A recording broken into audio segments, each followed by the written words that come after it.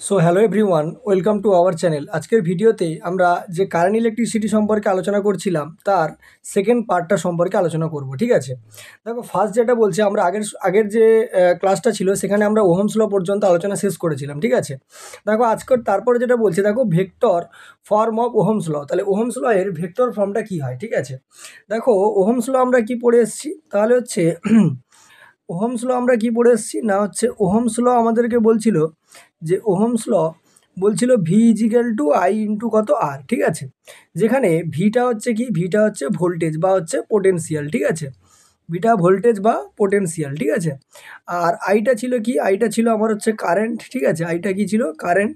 আর আরটা ছিল হচ্ছে রেজিস্ট্যান্স বা যাকে আমরা বাংলায় বলি রোধ। ঠিক আছে, এবারে দেখো একই রকমভাবে আমরা যদি এখানে লিখতে পারি, দেখো যে ভি সমান ই ইন্টু এল লিখতে পারি। কেন না, ইটা হচ্ছে, ইটা কি না, ইটা হচ্ছে ম্যাগনেটিক ম্যাগনিচিউড, ইটা হচ্ছে ম্যাগনিচিউড অফ ইলেকট্রিক ফিল্ড। ঠিক আছে, ম্যাগনিচিউড অফ ইলেকট্রিক ফিল্ড। ঠিক আছে, আর এলটা কি, এলটা হচ্ছে length length of the conductor. ঠিক আছে, লেন্থ অফ দ্য কন্ডাক্টর।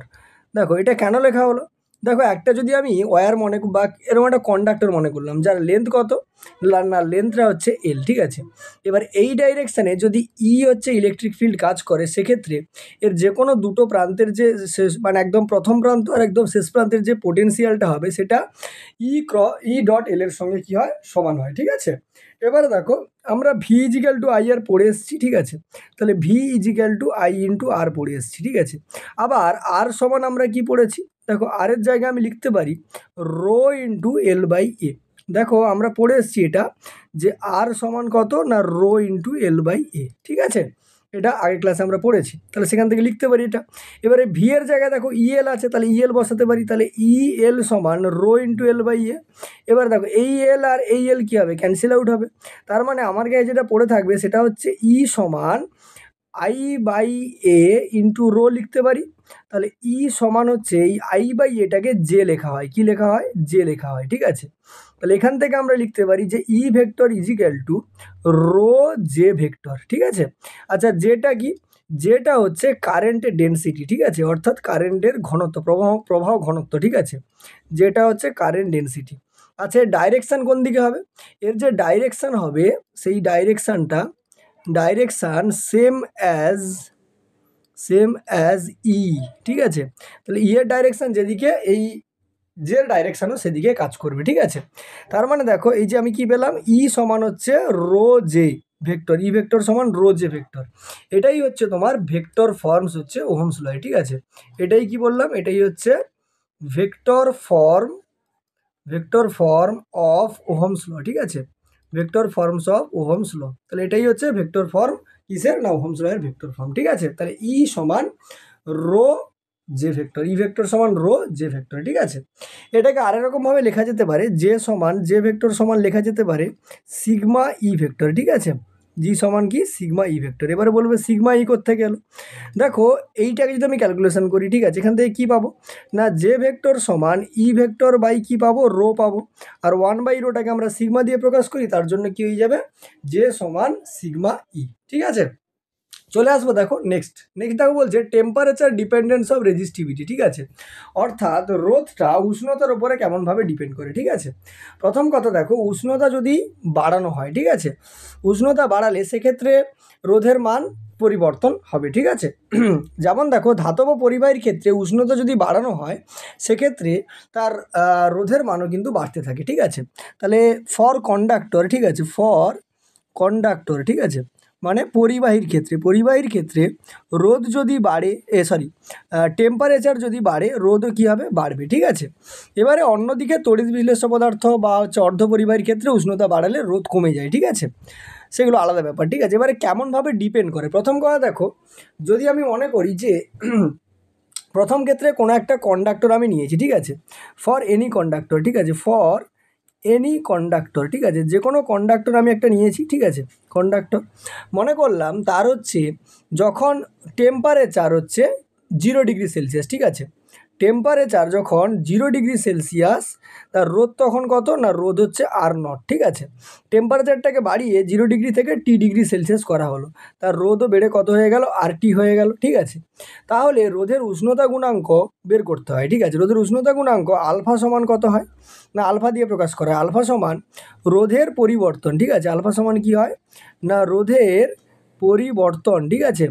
রোদের পরিবর্তন ডিভাইডেড বাই কি হয় না, 0 ডিগ্রি সেলসিয়াস উষ্ণতায় রোদ, 0 ডিগ্রি সেলসিয়াস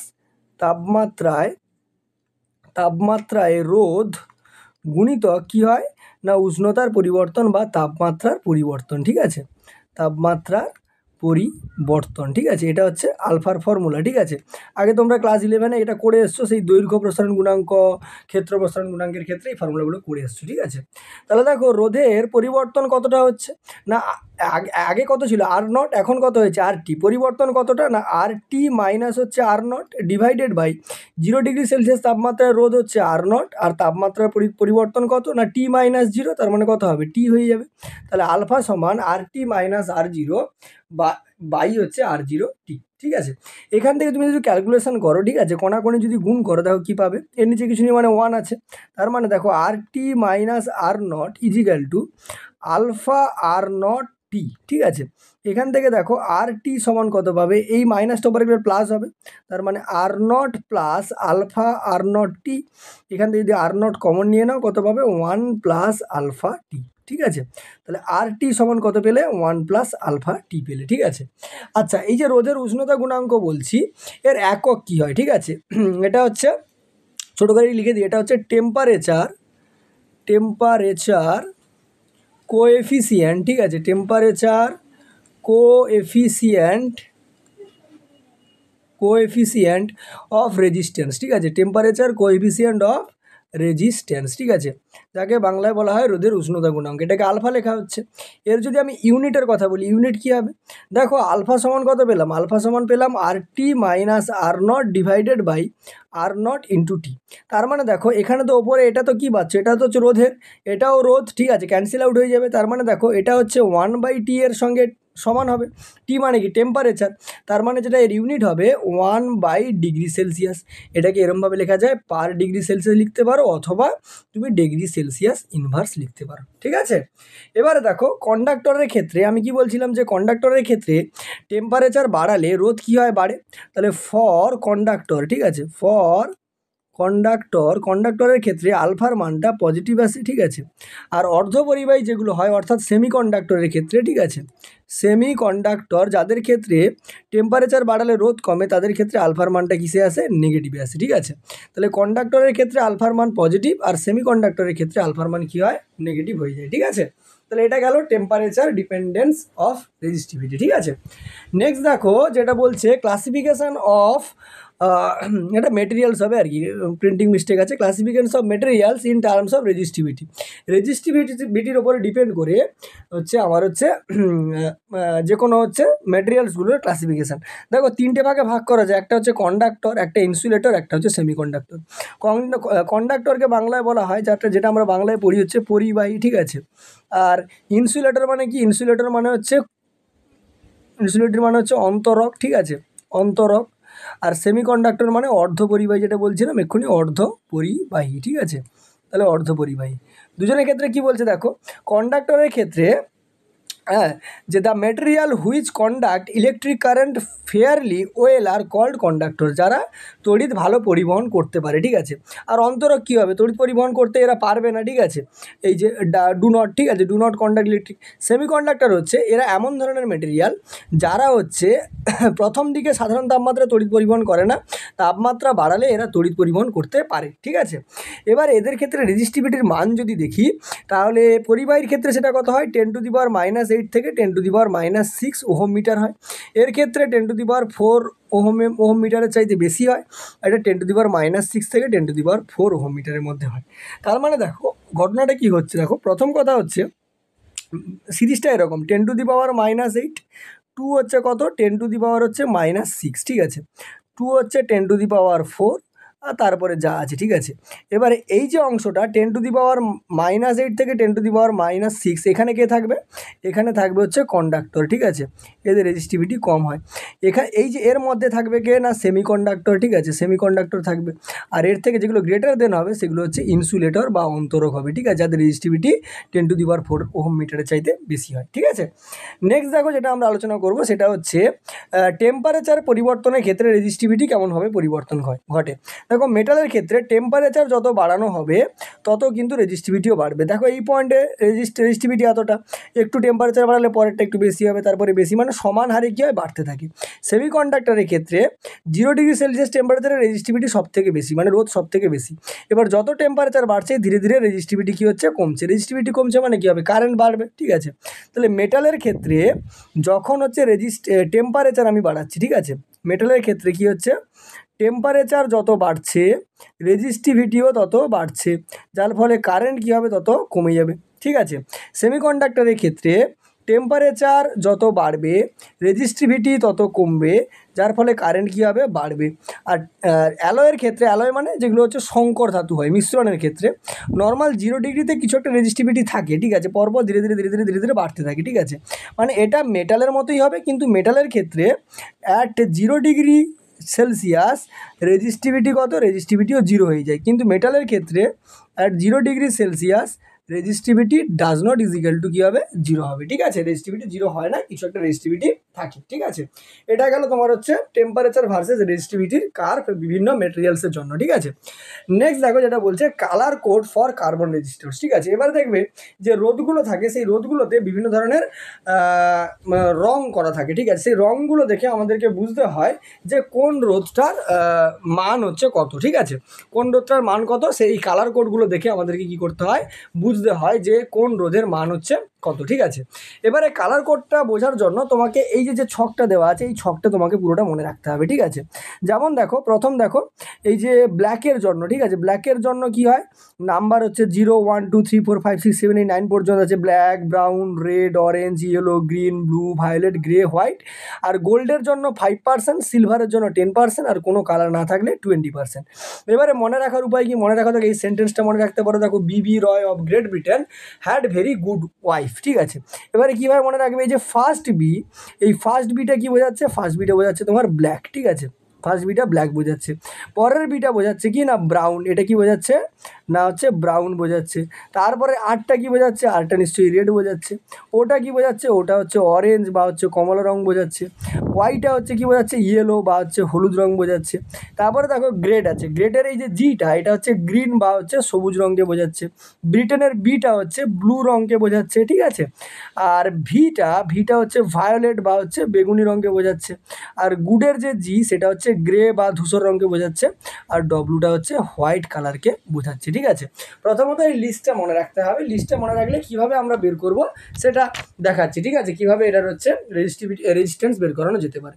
প্রথম দেখো চলে আসি, দেখো এই যে একটা হচ্ছে তোমার হচ্ছে রেজিস্টার বা হচ্ছে রোধ দেওয়া আছে, ঠিক আছে।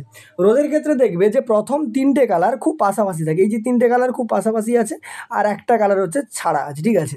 প্রথমটাকে বলা হয় ফার্স্ট সিগনিফিক্যান্ট ফিগার, দ্বিতীয়টাকে বলা হয় সেকেন্ড সিগনিফিক্যান্ট ফিগার, তৃতীয়টাকে বলা হয় ডেসিমেল মাল্টিপ্লায়ার, আর 4 নম্বরটা হচ্ছে টলারেন্স, ঠিক আছে।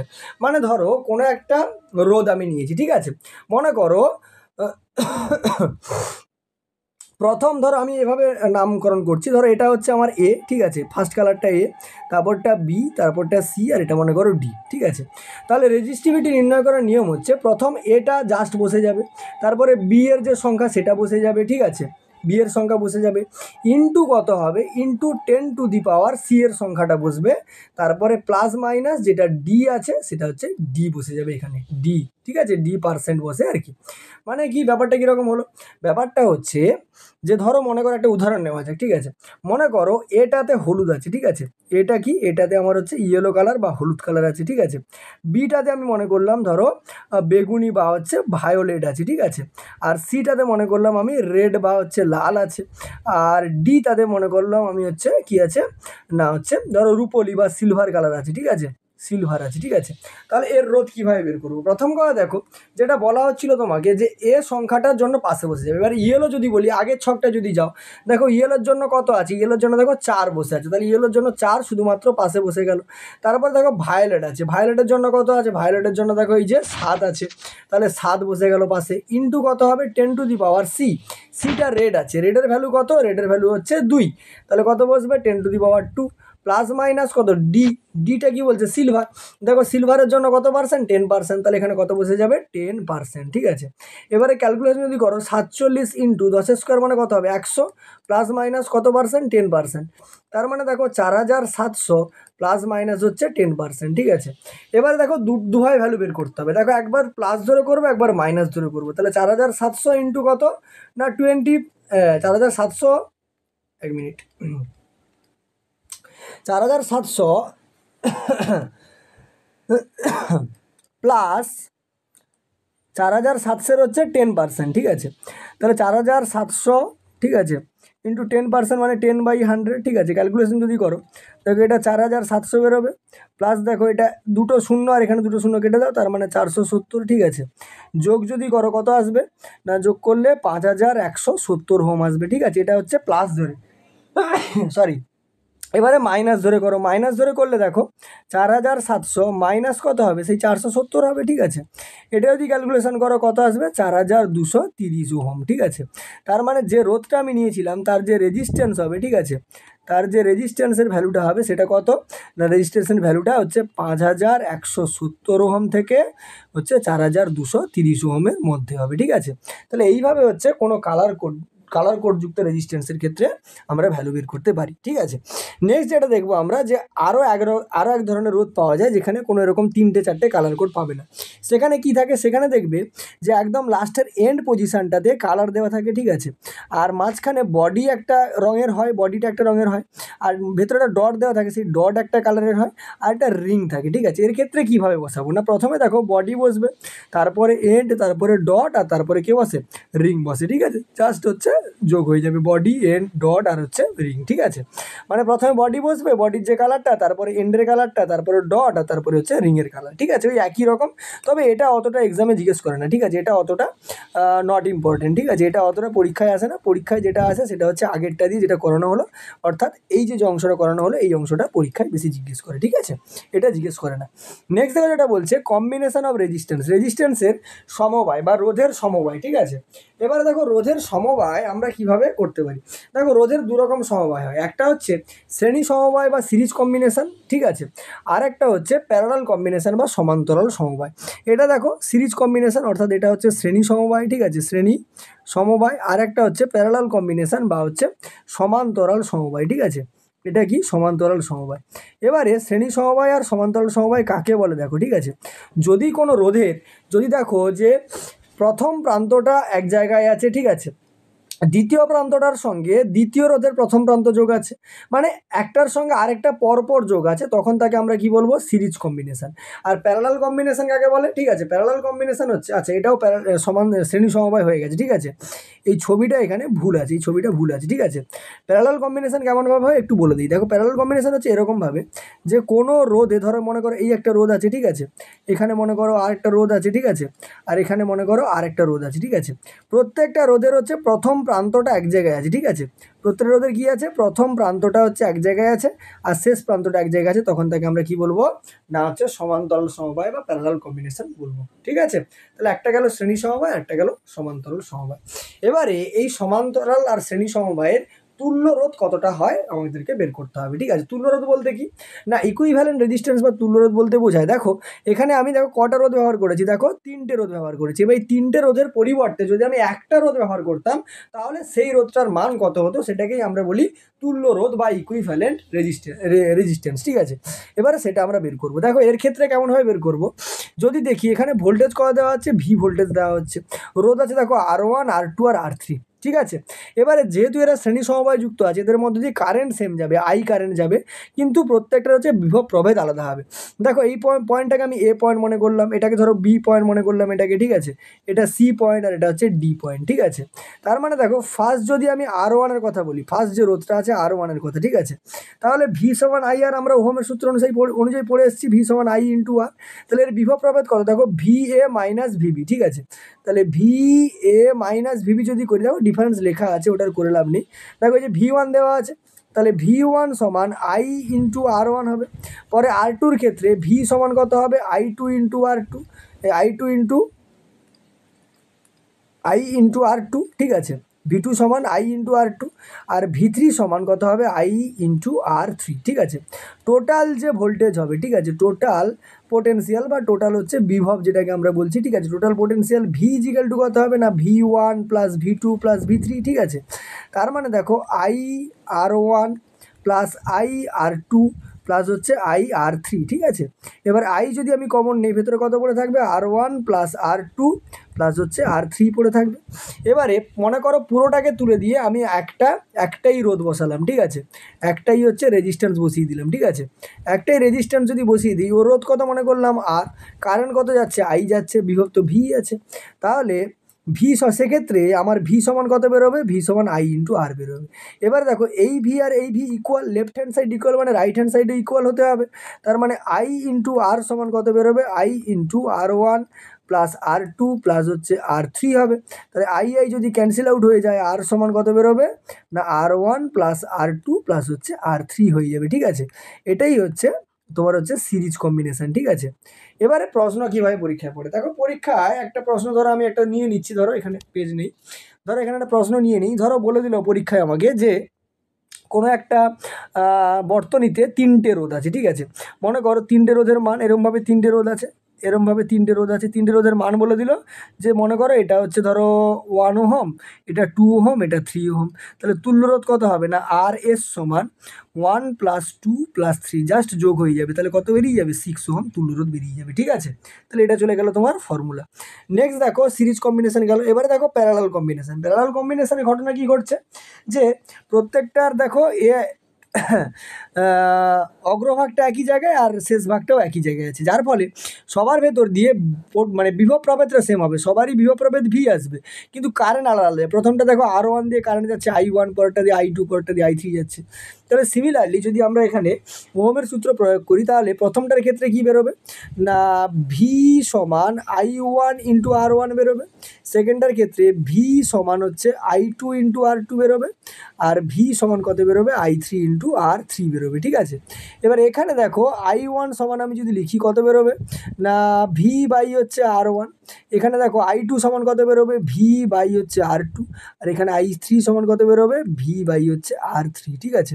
তাহলে টোটাল কারেন্ট যেটা হচ্ছে, টোটাল কারেন্ট, ঠিক আছে, টোটাল কারেন্ট যেটা হবে সেটা কত হবে না, আই সমান আই ওয়ান প্লাস হচ্ছে আই টু প্লাস হচ্ছে আই থ্রি। তাহলে যোগ যদি করি, দেখো V by R one plus V by হচ্ছে আর টু প্লাস হচ্ছে ভি বাই আর থ্রি, ঠিক আছে। ভিটাকে যদি কমন নেই, ভেতরে কত পড়ে থাকবে, 1 by R one plus 1 by R two plus হচ্ছে 1 বাই আর থ্রি। এবার ইকুইভ্যালেন্ট রেজিস্ট্যান্স বের করবো, তার মানে সবগুলোকে তুলে দিয়ে একটা রোধ আমি দেবো, এই মনে করলাম আর রোধ দিচ্ছি, ঠিক আছে। এর ভি বিভব আছে, ঠিক আছে, যেমন ভি বিভব আছে, তাহলে ভি আর কারেন্ট কত যাচ্ছে আই। তাহলে সেক্ষেত্রে একটার জন্য ভি সমান কত বেরোবে, আই ইন্টু আর বেরোবে, আর এখান থেকে আই সমান কত পাবো, ভি বাই আর। দেখো এই আর আর এই আর হচ্ছে ইকুয়াল, যার ফলে রাইট হ্যান্ড সাইডগুলো ইকুয়াল হবে। যদি ইকুয়াল করে দিই, দেখো ভি বাই আর সমান কত পাবো না, V into 1 by R one plus 1 by R two plus হচ্ছে 1 বাই আর থ্রি, ঠিক আছে।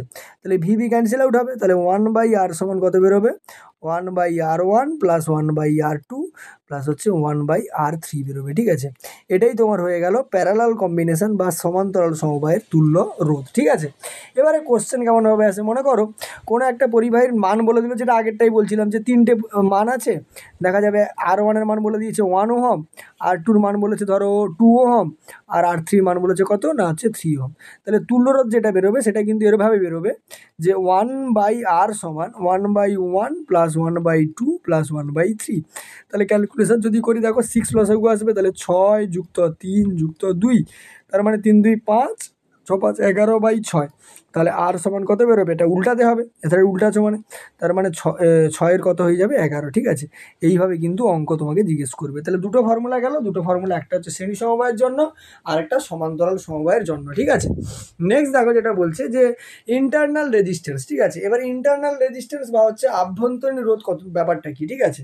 আভ্যন্তরীণ রোধটা হচ্ছে কোনো একটা ব্যাটারি বা কোনো তড়িৎ উৎস কোষ যখন আমরা ব্যবহার করছি তার নিজের একটা রোধ থাকে, কারণ সেগুলো তো কোনো ইলেকট্রিক্যাল কম্পোনেন্ট দিয়ে তৈরি হয়েছে, তার নিজের একটা রোধ থাকে। সেই রোধটাকে আমরা এখানে কি বলছি না হচ্ছে ইন্টারনাল রেজিস্ট্যান্স, বা বাংলায় আমরা যাকে কি বলি আভ্যন্তরীণ রোধ বলি, ঠিক আছে। বাংলায় এটাই কি বলা হয়, আভ্যন্তরীণ রোধ, ঠিক আছে। আভ্যন্তরীণ রোধ বলা হয় একে, ঠিক আছে।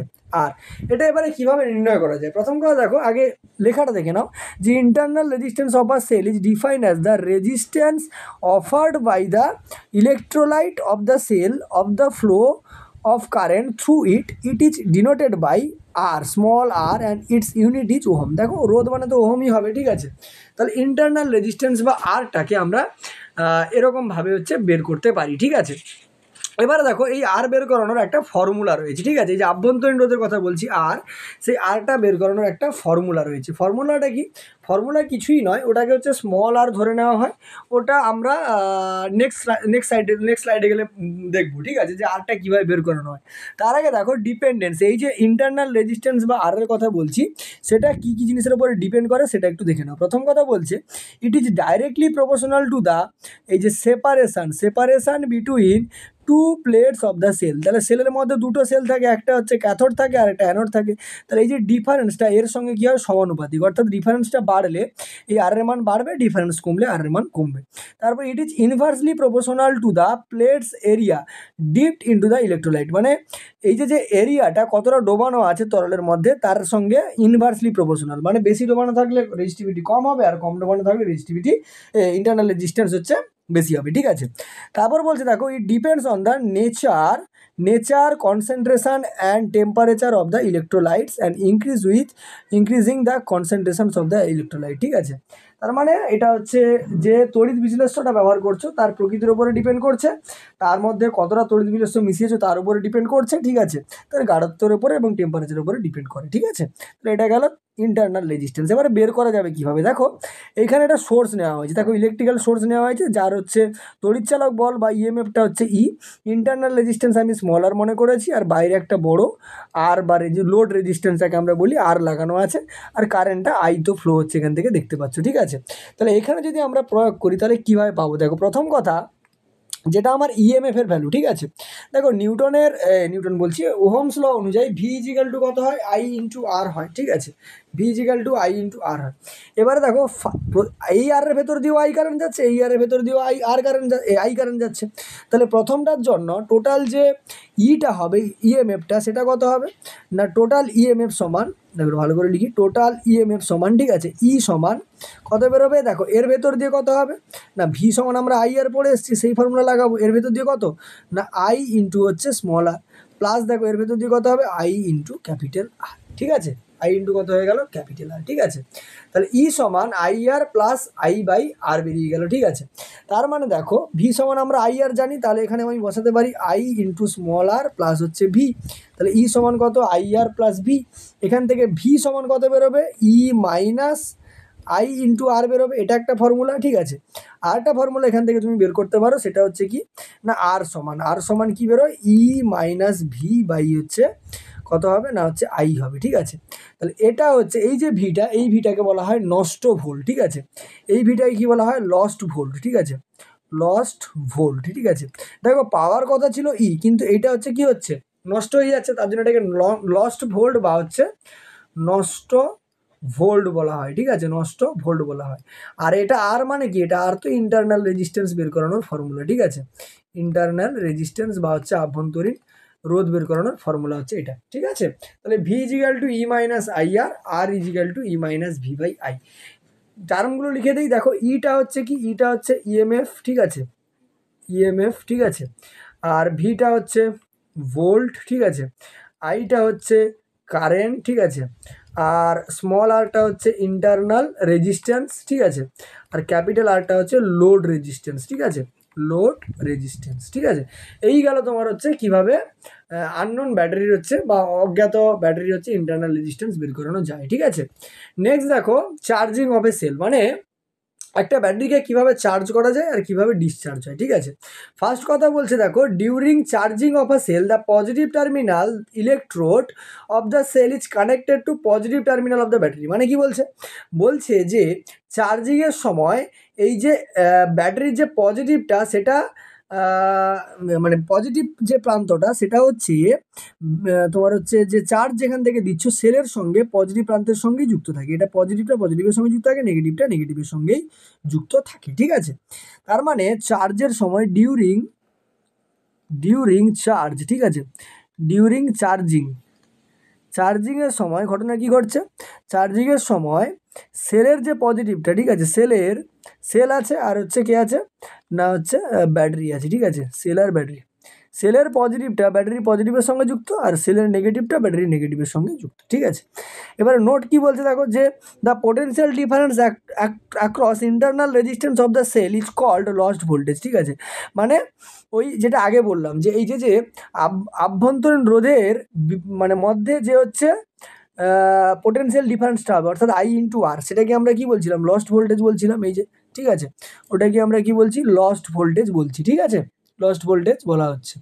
আচ্ছা সরি, এখানে ভিটাকে লস্ট ভোল্টেজ না, এই আইআরটাকে কী বলা হয়, লস্ট ভোল্টেজ বলা হয়। ঠিক আছে, আচ্ছা নেক্সট দেখো, as it is not indicated by a voltmeter its value is equal to IR। ঠিক আছে, দেখো এটা হচ্ছে ভোল্ট মিটারের দ্বারা এর হচ্ছে এই যে নষ্ট ভোল্টেজটাকে মাপা যায় না, তার জন্য এটাকে IR ধরে নেওয়া হয়। ঠিক আছে, তাহলে মোটামুটি আজকের ক্লাসে এ পর্যন্ত রাখলাম। পরের ক্লাসে আমরা এর যে পরের পার্টগুলো একটা ছোট্ট পার্ট বাকি আছে, সেই পার্টটা সম্পর্কে আলোচনা করব। ঠিক আছে, আর আমাদের এই চ্যানেলেই হচ্ছে কেমিস্ট্রি এবং ফিজিক্সের প্রিভিয়াস ইয়ারের সমস্ত এন্ট্রান্স এক্সামগুলোতে যে কোশ্চেনগুলো এসছে সেগুলো আমরা আলোচনা করছি, সেই ভিডিওগুলো তোমরা দেখতে পারো। ঠিক আছে, ভিডিওটা ভালো লাগলে চ্যানেলটা অবশ্যই সাবস্ক্রাইব করে দিও। দেখা হবে পরের ভিডিওতে, চলো টাটা।